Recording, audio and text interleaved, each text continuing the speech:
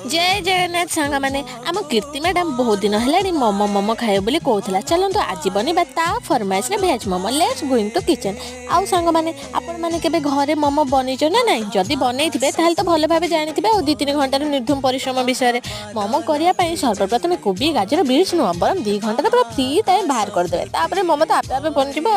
मोमोर आत्मकांति बेसी लगी और सेतिकरे मो ब्रेक लगे दउची। आपण माने तो जानिछंती ना ना आपण माने केमि जानिबे मोर गुटे स्पेशल हाइडन टैलेंट अच्छे सेटा है बजर बजर हेबा हे देखुन सेते बेले मु खाली बजर बजर बजर बजर होउची मु बजर बजर कोठे मोमो बनाउची रेडी हे गला हमर मोमो रेडी हेइनी हबा को जाउची आपण माने वेट करंतु ए हम रेडी हे गला स्पेशल मोमो चलो तो हमें कीर्ति मैडम को नेकी धरे देबा आ पचारबा केमि लाउची कीर्ति मोमो खाए बोली कहतला ना हां ए निया त मोमो खाइ लागी